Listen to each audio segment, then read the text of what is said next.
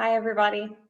So I am going to pick up where I left off. So we're on cardiac procedures, and I'm going to start actually getting into the procedures this time. So if you start at adult surgery, that is where I'm at. So I'll finish adult cardiac procedures today, and then I'll do pediatrics tomorrow. So I am on page 1041 so that you can find me and follow along. So I will share my screen so that you can follow me. There we go, as I go through this. So let me hit present. So as I said, page 1041. So there we go, cardiac surgery, adult cardiac procedures. So I already went into the pathology behind a CABG. So basically, we are going to dive right into the CABG and go through that procedure. And then some of these procedures in this chapter, I'm not going to go through because after you go through the CABG, you've understood what's happening in the surgery. So the other ones, you just need to study and read the details. So I'll point out what you need to study for this test for sure. So 1041. So it starts with all of the preoperative preparation for these cases. Now, you need to read all of this and know all the details, but I wanted to stop at this Swan-Ganz catheter. So this is an art line. There's different places they can put an art line, right? But this one particularly is a pulmonary arterial catheter. So you need to know that these patients are going to have extra lines to watch out for when you're moving the patient over. But for this one specifically, you need to know that this arterial line is placed for measurement of arterial blood pressures and gases. So this will be anesthesia's job, but you still need to know what it is and what it's used for. Then let's go to practical considerations. So under practical considerations, there's a lot of information here that's really good that you need to read. So the surgical tech should be thinking, it says 5 steps ahead of the surgeon for heart procedures. That means you truly need to understand the procedure in every step and not just anticipate their needs, know the steps, have it memorized. So this is definitely something you want to work up to. You're not going to jump right into heart surgery. You will work up to being able to be on the heart team if you're interested in that. So thinking 5 steps ahead, that's one thing. It says it's important that the scrub tech understand cardiac dysrhythmias and their relationship to cardiac procedures. So I get this question, am I going to be able to have to identify all of the cardiac dysrhythmias? Yes and no. You need to be able to understand the wave and be able to read it, but are you going to be reading EKGs? No, you're not. So as far as that part, when you're studying, you need to know all the names of the waves. And if you're actually a scrub tech on the heart team, yes, you should be able to recognize those cardiac dysrhythmias and know how that relates to your procedure in the middle of the case. But you're not there yet. So I don't want you to overwhelm yourself with being able to do that. That is for the future. So just study what's in your book and don't worry about the other details yet.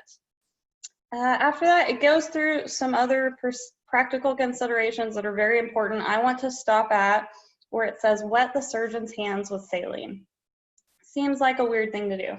So we're doing an anastomosis, right? Coronary artery bypass graft. We are doing this anastomosis and attaching the graft. And as they are suturing, they're tying, right? So their hands are crossing over each other. Their gloves are covered in blood from the procedure, right?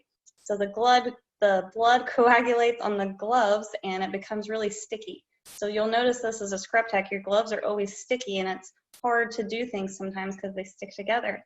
So for this reason, when the surgeon is tying, you're going to get your aseptic syringe and irrigate onto their hands. I was not taught this in school, so it very much threw me off my game when the surgeon said, squirt my hands. I said, what? He said, squirt my hands with saline. I can't tie this Prolene because it's sticking. Like, do your job. He's like, you should know this. Wet my hands. So luckily for you, you're learning this in school and it's in your book.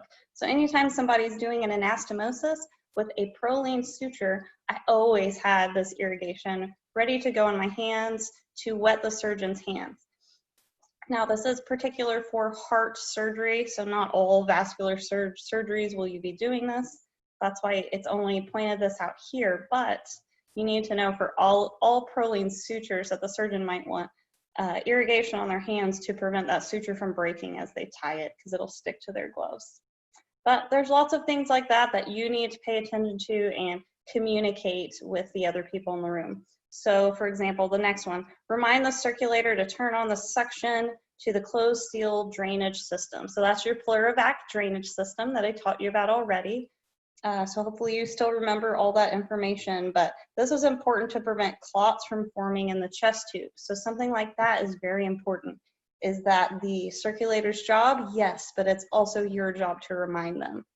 This is a very teamwork environment, very important to communicate. Go ahead and flip it over to page 1042.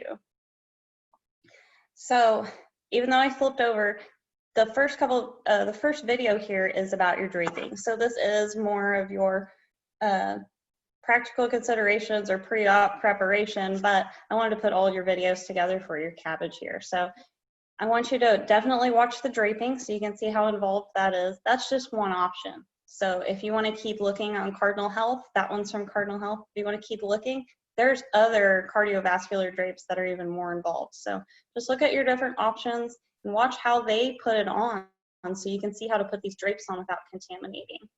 So there's your drape, and then the surgery, the coronary artery bypass graft, a day in the life of the heart surgeon, so you can see what their day is like, and then more of the actual surgery. So those two videos are a little bit different.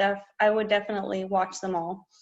As you're reading through this and studying this, I will go through the procedure, but I want to stop at the top of 1042. So it says, in usual fashion, the scrub tech should not break scrub and keep the back table and Mayo sterile until the patient has safely left the OR. It's very specific, okay? It mentions all the instruments you need to have. Wire cutter, sternal retractor, cannulation stitches loaded, cannulas available. It's being specific for a reason. So if the patient were to rush back in the room from recovery, you need to have the wire cutters first thing to cut that wire off, then the sternal retractor, then the cannulas and the cannulation stitches to get back on bypass. So it's telling you in the right order what to have ready. So always think order of operations. What am I going to need in the right order? So make sure you know that part. And I think I got all your videos on here for you. Okay, that can keep me going then with my CABG. So I've got lots of different pictures on here for you of a CABG setup, because every scrub tech is different, every surgeon is a little bit different. But the surgery is going to be the same steps. So what you're learning in your book is the steps they're going to use in the case. So before I go through the surgical procedure, go ahead and look at this slide. So you see this table that they are all set up on is not a Mayo stand. So they have, I've heard this called an overhead table, and the drape that comes with it is called an overhead table cover. You will see, I drew an arrow for you, this drape that's connected to this table. So you're gonna pull this table up like a Mayo, but you kind of stop at the patient's feet, or underneath their knees at their feet pretty much. So that's where the table is going to be. So they could still work on the leg if they need to, but this is for the open heart portion. So you want this readily available to be able to reach all of your sutures and anything else you need during the case. So you want to treat it like your Mayo stand. What will definitely throw people off because they've never seen it before is this drape that's attached that I've drawn the arrow to. So keep in mind, you might have an overhead table with an overhead table cover. If you do, it's going to come with this extra drape attached to it. So what you normally do is drape out the patient, and then when you pull this table up, you extend that drape and cover up the patient's feet. Some of them even have stickers on the bottom so you can stick it, and that way it's all together, one continuous drape. So that's your overhead table cover. There's a pretty CABG back table setup. So you can see all of these instruments as I talk through them, and I'm going to try to click through the slides as I talk through. Anytime you're looking at these pictures though, I want you to check out the background. So it's not just the setup. Look how they have a Doppler in the room to check for blood flow. They've got their medications laid out on the prep stand, And you'll see the computer right here in the corner is where the circulator is going to be charting. A lot of you have not gotten a C and OR yet, and you're not realizing how cramped it is. I noticed a lot of the comments on the video was, oh, she's standing too close, which is correct, and I'm glad you caught that. But I want to point out that it is a lot closer quarters than you are probably imagining. So sometimes you're going to have to remember that it's the real life, not the textbook staying 12 inches away. So I just wanted to point that out before I get into it. All right, page 1042, let's do this surgery. So read all of your procedural considerations. I'm just going to point that out now. So check your sternal saw as your first procedural consideration. So after you make your big incision, we are going to use the sternal saw and then the sternal retractor. So you can see in this picture, I see a sternal retractor, and you'll see the sternal saw, I think, on the next one. Yep, right there on the back table. So sternal saw, sternal retractor. After that, it's telling you they're going to pick the retractor based off of what they're doing. So if they're doing an IMA dissection for the coronary artery anastomosis, then they're going to use a mammary retractor. So the retractor matches what they're doing. After that, you can look at the procedural consideration. So at this point, they're going to get the graft ready. So the graft is going to be soaked in papaverine, and you need to know that. Hopefully you remember papaverine prevents vasospasm. So it prevents those vessels from moving around. We want it to stay still while we're doing surgery, right? So we don't want those to spasm and move around. So we've got that pedicle graft soaked in papaverine. At this point, if they're doing a saphenous vein harvest, they will do the harvest. So saphenous vein is harvested from one or both legs by a separate team at the same time the chest is opened. All right, I'll pause right there. So a very common job as a first assist is to specialize in saphenous vein grafting. I just want to point that out to you because hopefully you'll see as you start looking for jobs, if you do something specific, you specialize in something specific, you can get more for that. So you still want to be well-rounded. I want you to do a little bit of everything when you first start out because that will help you be a better scrub. But if eventually you get on the heart team and you want to become a first assist, this is a very good skill to have. This could make you a lot of money and get you great experience. So I wanted to point that out. First assist can do the saphenous vein harvesting on their own while the heart surgeon is working on the heart. Okay, so saphenous vein harvesting. After that, you can look at number 6. So the vein is going to be flushed with heparinized saline. You'll always need heparinized saline on these cases. So after that, you can look at page 1043. We're going to go on bypass after that. So cardiopulmonary bypass is started. And then we can find these stenoses and fix them. So we're going to find the coronary artery stenoses and do an arteriotomy to fix them. Then you can look at number 9. So internal mammary artery or saphenous vein is anastomosed with a 6-0 or 7-0 Prolene suture. You need to know that. So you know it's double-armed, you know it's Prolene, it's non-absorbable. You know you're going to squirt some saline on the surgeon's hands while they're tying so it doesn't stick. And you know that they can use pledgets on any of these Prolene sutures. You should know all of that about anastomoses now. Okay, after that point, Satinsky clamp is going to be applied to the ascending aorta, and then you get to use the aortic punch. So we got to make a hole in that aorta in order to do the anastomosis. So if you flip it over, page 1044, they're actually making that hole with the aortic punch. And then we're going to do the proximal saphenous vein anastomosis from there.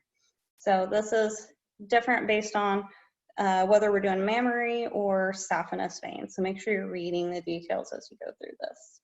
Then I'm going to go to number 12. Satinsky clamp is removed and needle aspiration of the graft is performed to remove air. So we want to make sure there's no air in that graft, so there's only blood flowing through this graft. At that point, they're going to stop bypass. Chest tubes are going to be placed and the sternum is going to be closed with that heavy stainless steel wire. And I do have a picture of that for you. So I've got multiple setups on here. So look at the differences. I've already pointed out that big drape for you.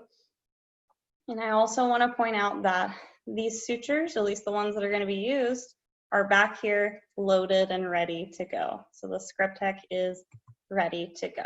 There's my Mayo stand. Okay, so as I said, we're going to close with stainless stubby heel wire, and I do have a picture of that, but I want to pause at this Mayo stand. So I want you to go over the slide and look at all of the supplies that you already know that are up on this Mayo stand. So that means the last two were the back tables. So we have a back table, we have a table for the saphenous vein grafting, and then a Mayo stand up top if they're not using that overhead table cover. So there's lots of options, but what is the same are the supplies and what we're actually doing. So that's what I want you to focus on instead of all the many options with the cabbage. Okay, there, now I can show you our stainless steel wire. So this one's on page 1045. This is what that stainless steel, it is considered suture, looks like, but we're gonna be calling it wire. So that's why you're gonna have wire drivers to twist that down onto the sternum. These heart surgeons actually leave themselves little marks sometime.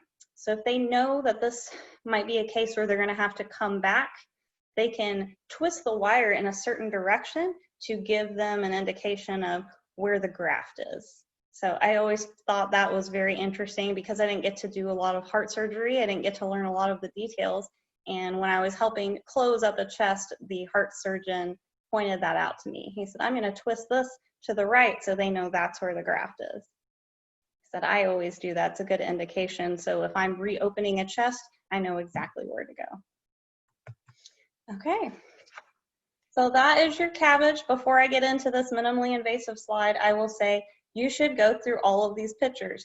I included pictures for you, but you need to go through all of these pictures. So I'm starting on page 1046. It goes through all of your post-op complications. You do need to be aware of those. What I want you to pay most attention to on that section though is the bring back heart. So I'm just gonna tell you again that you need to keep your OR sterile because a heart could come back very quickly. So we learned about cardiac tamponade. So we know that that could happen and the heart could be filling up with fluid. So they will rush into that room and open very quickly. So you need to be ready to go. So that's when we get to use the phrase, stay ready so you don't have to get ready. So I go through all of these pictures, especially on page 1048, they got a really good picture of the venous and arterial cannulization. So now I'm on page 1049. The slide's a little boring, but it's got extra information for you. So it goes through all your minimally invasive options, basically. So why would we do open heart when we could do it more minimally invasive? So because this terminology can be a little confusing, I put them all on the side for you so you know which ones are for beating heart surgery and which ones are for minimally invasive surgery. Now, some of these acronyms are not in your book, or it'll mention it once and not really explain it. So that's why I put these on here for you. So as you're reading, you're watching videos, if you see these acronyms now, you'll understand what they're talking about. Is it beating heart surgery or minimally invasive, or is it both? So some of these I give away for you. So as you are going through, answer all three of these questions. Know which procedures are performed without bypass, which ones are beating heart, which ones are in the OR, which ones are in the cath lab. This slide will help you answer those questions a little bit more and it separates it for you.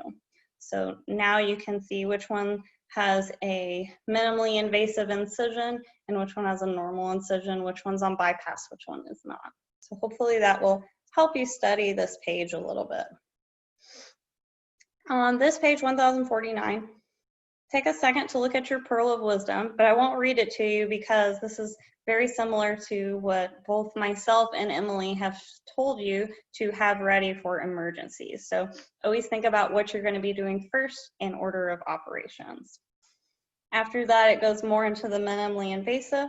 So let's look at the second paragraph. The most significant difference between conventional cabbage and minimally invasive surgery is that they do not require use of the cardiopulmonary bypass machine. So two of the procedures we're going to talk about, the mid-CAB, coronary artery bypass, and the OP-CAB. So both of these cases are going to be beating heart surgeries. off of bypass. The other major difference is just going to be the size of the incision, and I'll point those out as we get to them. There are several advantages of minimally invasive surgery, and you need to know all of those. I've gone over minimally invasive a lot, so you can read it and make sure you know all of that. Now, of course, there's disadvantages to the surgery too. So right under where it lists all your advantages, know your disadvantages. So the mid-cab is only going to be used for a maximum of 2 arteries. That's because it's a minimally invasive incision. You can't get to all 4. So only 2 arteries will be able to be grafted on that one. Now, if you do an OPCAB, then you can do all 4 arteries. So that's some of your advantages and disadvantages, and it might help you understand why the surgeon decides which surgery to do, how they make that decision. So the anastomosis is going to be a lot harder when the heart is actually still beating. So let's go over some of the off-pump devices we can use to make this happen. So on page 1050, look at your table up at the top to help you understand the differences. But overall, this has these different devices on here that are going to show you what they're going to use when the heart is still beating during these surgeries. So things like your site blower that's on here to remove blood from the surgical site, and these stabilizers are what you need to study. So I have stabilizers on the next slide, but you need to be familiar with all the names and the supplies that are used on these procedures. At the bottom of this page, it tells you specifically 2 different drugs that are used to slow the heartbeat, and they also treat arrhythmias. So we are going to be using them to slow the heartbeat so we can actually do surgery on the heart. But these drugs are used to treat arrhythmias of the heart. So you need to be aware of those drugs, so make sure you study that. Okay, stabilization system. So this is what the system looks like, and it's telling you that it's going to place gentle pressure on the heart so that we can work on the heart even though it's beating. Then I get into some of the different brands. So you need to know all the brands in your book. Medtronic Octopus, which is one that I have listed here, the Guidant O-Cab system, the OpTrack system also. So these are all stabilizers that are going to stabilize the heart. So even though it's still beating, it's going to hold some pressure on it so it's not beating so much. So the surgeon can do their repair.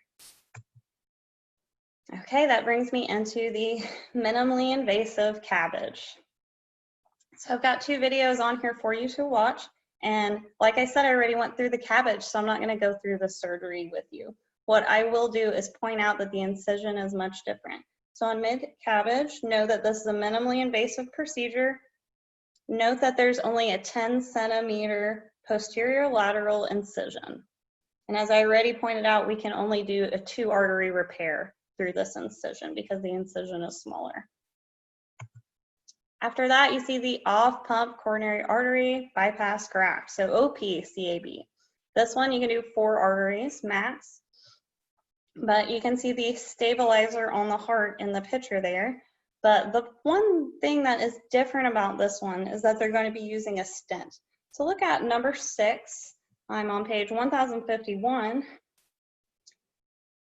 The stent is going to be used because the heart is still beating. So excuse me. So the stent is going to allow blood to flow through while the bypass is being performed. So that's why we're using a stent, and it also is good for your studying because it helps you separate. So now you don't just have the incision differences with these 2, you also have the different arteries, the amount of arteries that are allowed to be anastomosed, and now you have the stent also. So now you can hopefully clearly see the differences between these 2 procedures. Okay, so that brings me to intra-aortic balloon pump. So these are really cool procedures. I have seen this in the cath lab. I was not scrubbing it because I was not a practiced cath lab scrub tech, but I was in the room just helping out. So I liked being in IR, getting to see all the images up close, and the hybrid ORs are just really cool. So this procedure, you need to know what it's for, so the pathology behind it. So these are for patients that are either waiting on a heart transplant or they just had heart surgery and we can't pull them off of bypass. So they're not strong enough, their heart isn't strong enough, it's not doing what it's supposed to do to come off of bypass. So because we can't do that, we're gonna go in and put in a balloon pump. So know the purpose of your balloon pump, first of all. So it's a mechanical device designed for circulatory support after cardiac procedures. So they're going to insert a balloon pump to increase the cardiac output. So we want the cardiac output to be the same as normal. And because it's not there, we're going to put in this balloon pump. So you can watch this surgery, but again, it's going to be in the cath lab or IR. So very cool surgery, balloon pump. Let's look at the surgical procedure actually. So you know it's in IR, so it's gonna be all percutaneous. So look at, actually we can just look at the picture on page 1053, your intra-aortic balloon pump insertion. So you're gonna start with a needle cannula assembly. That's how we're always gonna do it in IR, it's percutaneous. Start with a needle into the femoral artery. Then we're going to use a dilator that's threaded over these guide wires. We know that everything in IR is going to be done over a guide wire. So we're putting the guide wire through the artery, and then everything else is going on top of that, through that guide wire. So like I said, small dilator is over the guide wire. Then the large sheath is going to be put over that guide wire so that we can get the balloon in. So last step, we're going to put the balloon over that sheath and insert it. Look at your figure 22-27. So it's telling you what's going to happen with this balloon pump.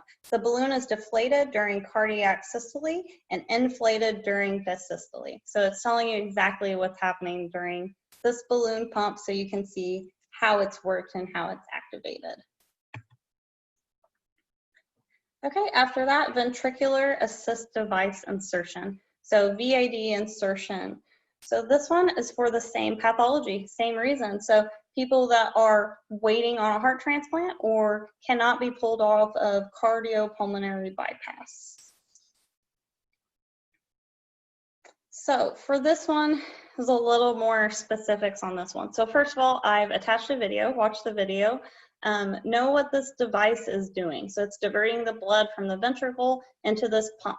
So if you're getting this pump versus, if you're getting this ventricular device versus this pump, it's a little bit different. So this one's outside of your body. It's got a control system that's actually pumping the blood for you. So basically your heart's not doing a good job of pumping the blood.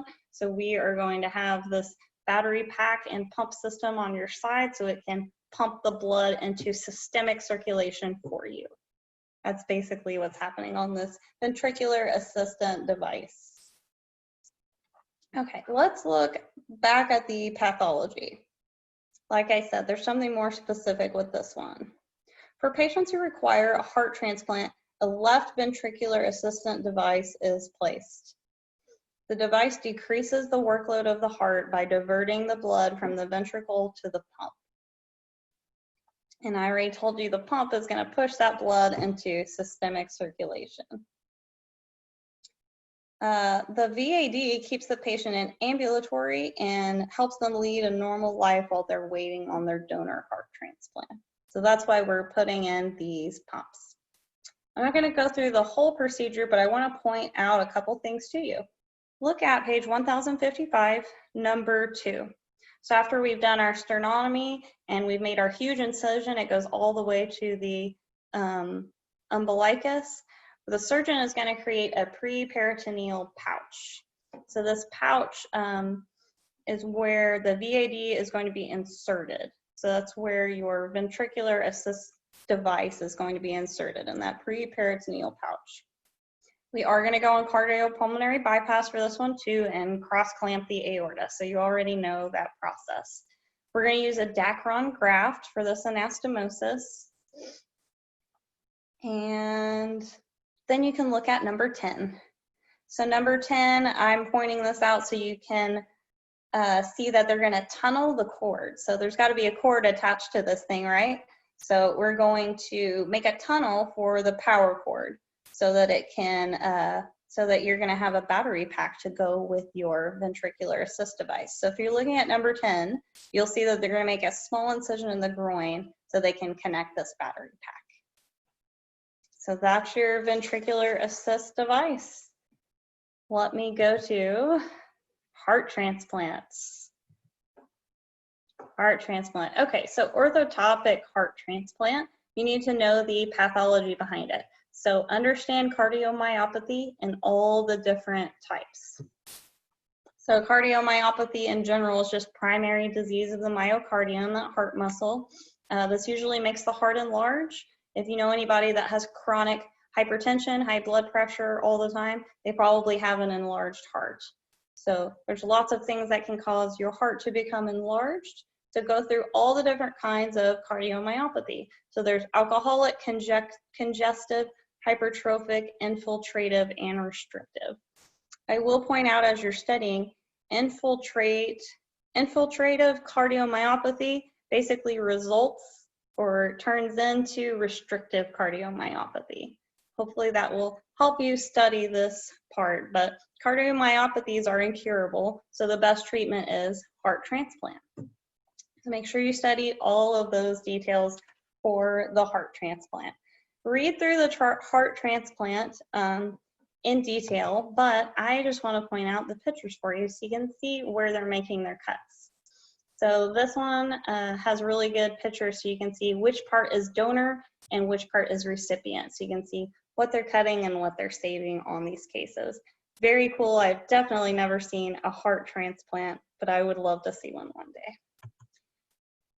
So this next slide just has a video so that you can watch one and completely understand the procedure. So that brings me to ventricular aneurysm repair.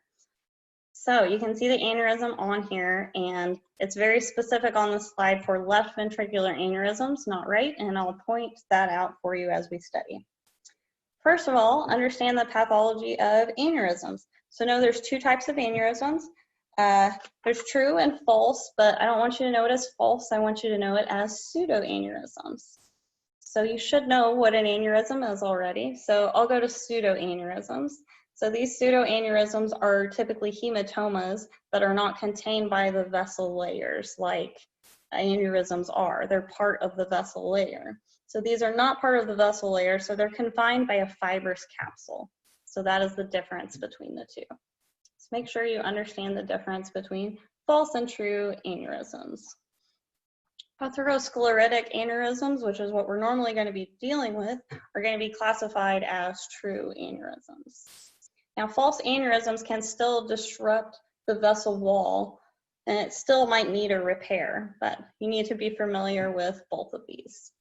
Now I'll get into the left specifically. Left ventricular aneurysms develop in most post-heart attack patients. So if you just had a heart attack, you might have a left ventricular aneurysm that we have to go repair. This fibrous scar that's left from the heart attack can cause congestive heart failure. So this aneurysm on that left ventricle can lead to congestive heart failure. So that's why we are at this point and we are doing this aneurysm repair because it has to be fixed. Look at your picture, figure 22-30. So be familiar with all the different types of aneurysms, true and false, and all the shapes that you see down at the bottom. And then you should be ready for this case, actually. I think that's all you need to know. When I was talking about learning the waves earlier, this is actually a good picture. So it's not focusing on memorizing all the different waves and seeing the issue, it's pointing out the waves, the Q and the S, and you know the other ones, the T waves. So if you are on my Pinterest page, you can review how to read an EKG and remember all of the waves. But other than that, as I said, you don't need to be able to read these as a script tech. So after this case, yep, I am going to skip over this one because you can read through it. We're going to use a Dacron graft, very similar to the other procedures. Because of that, I'm going to skip to aortic valve replacement. I love this picture. Anytime I walked into the heart room and they were doing a valve replacement, I loved, they usually had the clear drape over anesthesia so you could go put your face up next to it and really see the heart surgery. And I loved it when they were at this part. They have so many sutures hanging out and onto these retractors on the side. So it's just such a delicate procedure. There's many different ways of doing this. So there's more than what's in your book. So if you check out my YouTube channel, not just these 2 videos, there's even a way to do sutureless aortic valve repair now. So the part that I like, getting to see all the suture, that can be taken out now too. So of course, technology, we're always coming up with something new and better to do this. But for this one, I'm going to walk through it a little bit, not the whole procedure. Let's look at the pathology for aortic valve replacement. So disease of these valves can lead to stenosis of the valves. We know stenosis can obstruct the normal blood flow. If we are obstructing the normal blood flow, then we're not getting good oxygen or blood pumping throughout our body. So find where it says valvular insufficiency. That's the term I want you to know. So this is called valvular insufficiency. This can cause the blood to not flow properly, and we know what valves do. They stop regurgitation, right? We don't want any blood to flow back where it should be flowing forward. That's why the valve is there, to stop that blood from flowing back. So if the valve isn't doing its job, we are going to have to either repair or replace it. So unless treated surgically, that is at the bottom of page 1062, unless treated surgically, with valve replacement, congestive heart failure is bound to ensue. Now, all of this pathology, you need to read through it. I'm going to point out some of the things that you need to know. So look at, it's toward the bottom of page 1063. Aortic valve stenosis is less common than mitral valve disease, and it's usually affecting males more than females. It also gives you some of the causes for this. It can be caused by rheumatic fever. That's an inflammatory disease if you don't remember. So rheumatic fever. But atherosclerosis can be responsible for this condition. It says especially for the elderly, but that's what can be responsible for this condition. This next paragraph you need to pay attention to. Congenital valvular malformation is a predominant factor in aortic stenosis. So this causes the patient to become more susceptible to rheumatic fever and endocarditis later on. So that'd be typically bacterial endocarditis and rheumatic fever later on. So at that point, if that's not fixed, that regurgitation is imminent, just like congestive heart failure. It's imminent. It's going to happen unless we repair this. Okay, look down at pre-op diagnosis and procedures. So they're going to do an echocardiography for sure. So echocardiography will show a thickened aortic valve and the ventricular wall with the abnormal movement. So that's going to be your tell for this one. Diagnosis of the aortic regurgitation is made on auscultation, listening to the murmur. So that means this one, they can hear it. So they're just going to use their stethoscope and they can actually hear this one happen. Now, of course, the best diagnostic is cardiac catheterization. So cardiac catheterization reveals the most extent of the valvular insufficiency, the degree of the overload, the stroke volume, and the ejection fraction. So see how much more doing the cardiac catheterization can tell you about these patients, can tell you a lot more. So that's why that's always our go-to, because it's the most extensive diagnostic procedure. It gives more information for the surgeon. Okay, you can flip it over, page 1064. So looking at procedural considerations, aortic valves are most frequently replaced in cardiac surgery. And then you need to know the 2 different kinds. So I think that's on my next slide actually. So both of these, I have the aortic valve replacement and then the minimally invasive TAVR, TAVR. So I'll go to the next slide so I can show you these valves. So you will see there's biologic and mechanical. You need to know the difference between them and what they typically use. So porcine is typically used for valves for someone that they're not going to be along for years and years to deal with that. So porcine are usually used for a period of 10 to 15 years, it says. So it's not suitable for younger patients. Mechanical valves, on the other hand, are usually implanted in patients under the age of 65. So basically, over the age of 65, you're going to have the other option. So know how the surgeon decides between the biological and mechanical valves. And then look at the right side of the same page, second bullet point. There should never be any water on the back table during these cases. It would be too easy to accidentally use water instead of saline when filling these cannulas. Water can cause lysis of red blood cells. So that could be detrimental to not just this case, any of these heart cases, if you're using water instead of saline. So again, water can cause lysis of the red blood cells. You want to only use saline. Good practical considerations on this one. Next one, do not discard any cannulas after removing the cannulas, and also keep the sutures ready. I already told you that's because they could rush back into the OR quickly.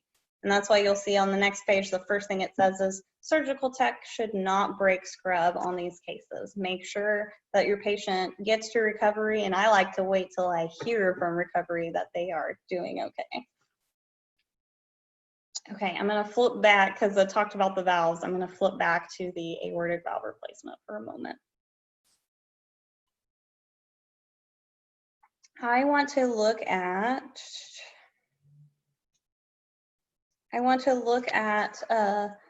the procedure part. So I would just want to point out that this one is going to start the exact same way. So you're starting with a medium sternotomy and you're going to go on bypass. We are just fixing the valve instead of working on different parts of the heart, the vessels. We're working on the valve this time.